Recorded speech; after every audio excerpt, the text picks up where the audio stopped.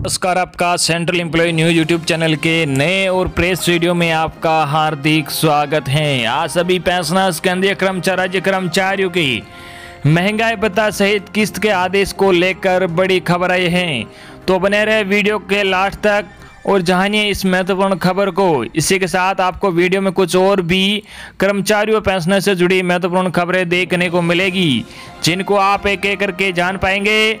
तो आज की न्यूज को और बढ़ते हैं। इससे पहले अगर आपने अभी तक भी इस वीडियो पे एक लाइक नहीं किया तो एक लाइक कर दीजिए, क्योंकि आपका एक लाइक ही हमारी मेहनत का फल होता है।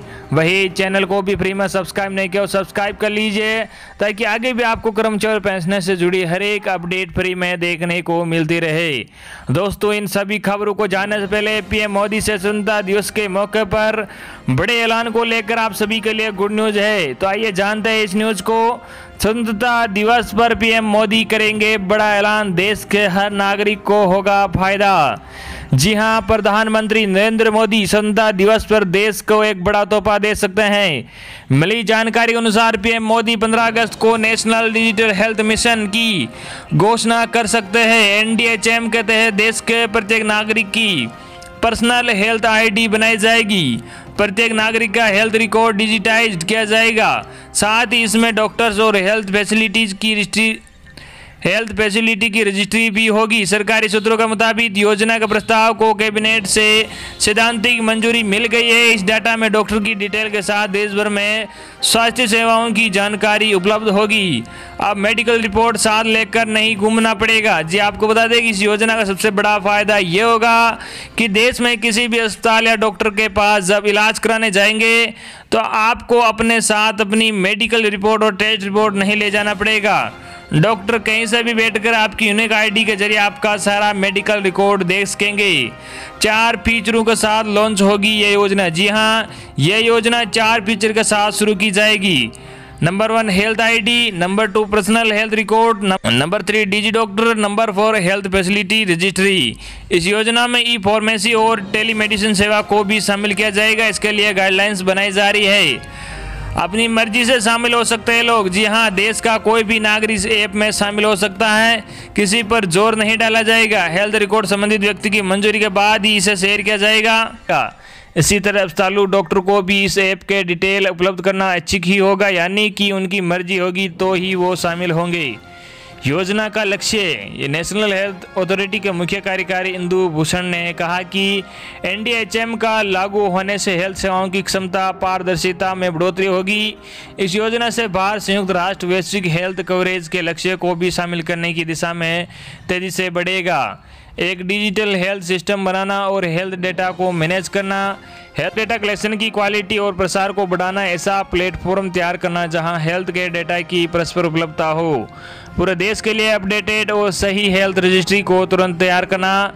बता दें कि दुनिया की सबसे बड़ी हेल्थ स्कीम आयुष्मान भारत को लागू करने वाली एनएचए ने ऐप और वेबसाइट को तैयार किया है। इस योजना को हेल्थ केयर सेक्टर में आयुष्मान भारत के बाद इसे एक बड़ी योजना के तौर पर देखा जा रहा है। अगली बड़ी खबर, ईमानदार टैक्स पेयर को पीएम मोदी का गिफ्ट, 3 बड़े बदलावों का क्या ऐलान।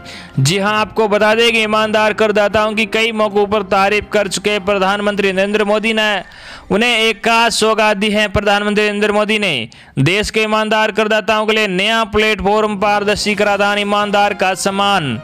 इसमें फेसलेस असेसमेंट अपील और टैक्स पेयर चार्टर जैसे बड़े रिफॉर्म है। फेसलेस असेसमेंट और टैक्स पेयर चार्टर आज से ही लागू हो गया है।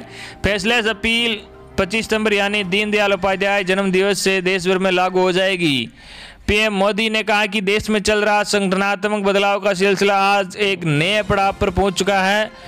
पीएम मोदी बोले, शॉर्टकट से बचना चाहिए। पीएम मोदी ने कहा कि गलत तौर तरीके सही नहीं है, छोटे रास्ते नहीं अपनाना चाहिए। हर किसी को कर्तव्य भाव को आगे रखते हुए काम करना चाहिए। पीएम ने कहा कि पॉलिसी स्पष्ट होना, ईमानदारी पर भरोसा, सरकारी सिस्टम में टेक्नोलॉजी का प्रयोग, सरकारी मशीनरी का सही उपयोग करना और सम्मान करना। पहले रिफॉर्म की बात होती थी, कुछ फैसले मजबूरी दबाव में लिए जाते थे जिससे परिणाम नहीं मिलता था। उन्होंने कहा कि आज देश में रिफॉर्म लगातार किया जा रहा है। ईज ऑफ डूइंग बिजनेस की रैंकिंग में देश आगे बढ़ रहा है। कोरोना संकट में भी देश में रिकॉर्ड एफडीआई का आना इसी का उदाहरण है। पीएम ने कहा, देश के साथ छल करने वाले कुछ लोगों की पहचान के लिए बहुत लोगों को परेशानी से गुजरना पड़ा। ऐसे में सांठगांठ की व्यवस्था बन गई है। इसी चक्कर के कारण ब्लैक व्हाइट का उद्योग बढ़ा है। क्यों पड़ी बदलाव की जरूरत? पीएम ने कहा कि पहले 10 लाख का मामला भी अदालत में चला जाता था, लेकिन अब हाई कोर्ट सुप्रीम कोर्ट में जाने के मामले की सीमा क्रम से 1 से 2 करोड़ की गई है। अब फोकस अदालत से बाहर ही मामलों को सुलझाने पर है। विवाद से विश्वास जैसी योजनाओं से कोशिश ये है कि ज़्यादातर मामले कोर्ट से बाहर ही सुलझ जाए। पीएम मोदी ने कहा कि भारत के टैक्स सिस्टम में आधारभूत और ढांचागत बदलाव की जरूरत इसलिए थी। आज का यह सिस्टम गुलामी के कालखंड में बना और फिर धीरे धीरे इन्वॉल्व हुआ। आज़ादी के बाद इसमें यहाँ वहाँ थोड़े बहुत परिवर्तन किए गए, लेकिन बड़े तंत्र का करैक्टर वही रहा है। 1.5 करोड़ लोग ही भरते हैं टैक्स। जी आपको बता दें कि पीएम मोदी ने कहा कि 2012-13 में जितने टैक्स फाइल होते थे उसमें से 0.94% स्क्रूटनी होती थी।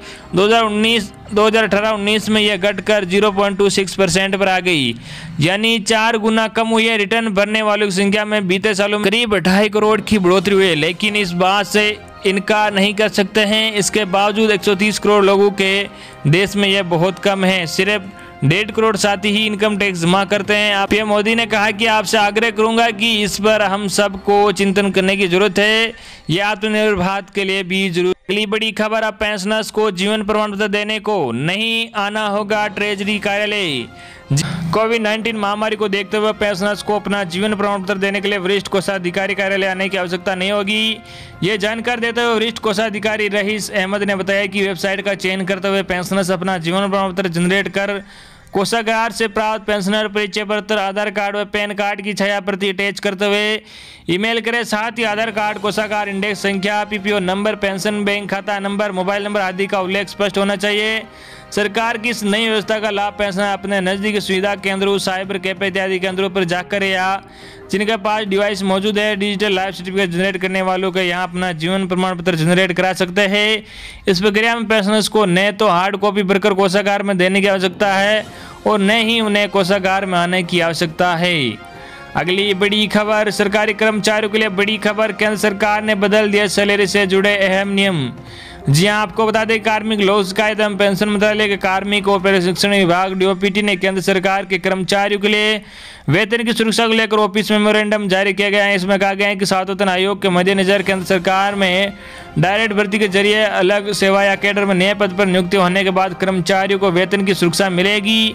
यह सुरक्षा सातवेतन आयोग के FR 22B1 के तहत मिलेगी। जिम्मेदारी होने या नहीं होने पर भी मिलेगा पे प्रोटेक्शन। ऑफिस मेमोरेंडम में कहा गया है कि 7वें केंद्रीय वेतन आयोग की रिपोर्ट और CCS नियम 2016 के लागू होने पर राष्ट्रपति ने FR 22B1 के तहत किए गए प्रावधानों के तहत केंद्र सरकार के ऐसे कर्मचारियों को प्रोटेक्शन ऑफ पे की इजाजत दी है जिनकी दूसरी सेवा या कैडर में प्रोबेशनर के तौर पर नियुक्ति हुई है। जो प्रोटेक्शन ऑफ पे हर साल में केंद्रीय कर्मचारी वेतन सुरक्षा देगा, चाहे उनके पास ज्यादा जिम्मेदारी हो या नहीं। यह आदेश 1 जून 2016 से प्रभावी माना जाएगा। मंत्रालय और विभागों की ओर से किया गया था आग्रह। डीओपीटी को ऑफिस मेमोरेंडम में कहा गया है कि FR 22B1 के तहत प्रोटेक्शन ऑफ पे को लेकर मिनिस्टर और डिपार्टमेंट से मिले कई रेफरेंस के बाद इसकी जरूरत महसूस की गई है। केंद्र सरकार के ऐसे कर्मचारी जो तकनीकी तौर पर इस्तीफा देने के बाद केंद्र सरकार के अलग सेवा या कैडर में नए पद पर डायरेक्ट रिक्रूटमेंट से नियुक्त हुए हैं, उन्हें सातवेतन आयोग के तहत वेतन निर्धारित करने के लिए दिशा निर्देश जारी किए गए हैं। प्रोबेशन पर नियुक्त हुए कर्मचारी के लिए है यह नियम। जी हां, आपको बता दें कि FR 22B1 के प्रावधानों में कहा गया है कि यह नियम उस सरकारी कर्मचारी के वेतन को लेकर है जो दूसरी सेवा या कैडर में प्रोबेशन पर नियुक्त हुआ है और उसके बाद सेवा में स्थायी और तौर पर नियुक्त किया गया है। प्रोबेशन की अवधि के दौरान वह न्यूनतम टाइम स्केल पर वेतन निकाल सकेगा या सेवा या पद की प्रोबेशनल स्टेज पर निकासी करेगा। प्रोबेशन की अवधि के खत्म होने के बाद सरकारी कर्मचारी वेतन सेवा के टाइम स्केल में या पद में तय किया जाएगा। इसे नियम 22 या नियम 22C को देखते हुए किया जाएगा।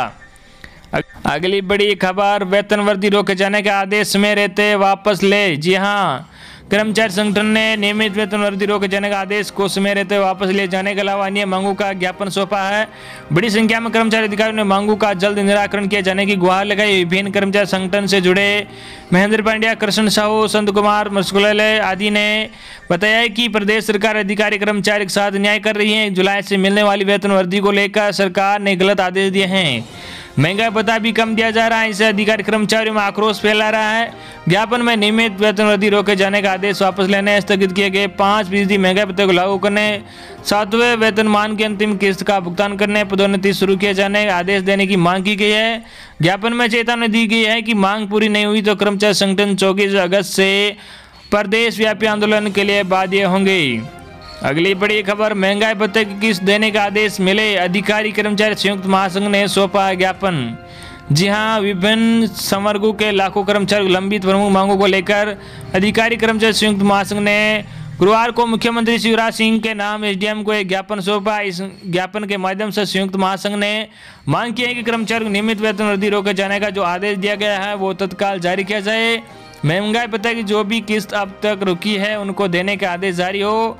सातवां आयोग की शेष रही किस्त कर्मचारी खाते में जमा की जाए। सभी संवर्गों के लाखों कर्मचारी पदोन्नति प्रक्रिया रुकी हुई है।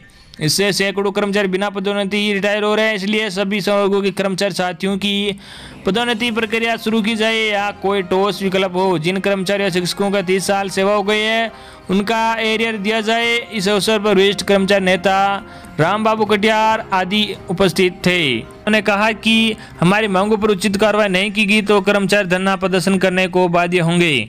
तो ये थी आपके लिए आज की बड़ी और बेहद ही महत्वपूर्ण बड़ी खबरें। आई होप कि आपको आज की हमारी जानकारियां पसंद आई होगी। धन्यवाद।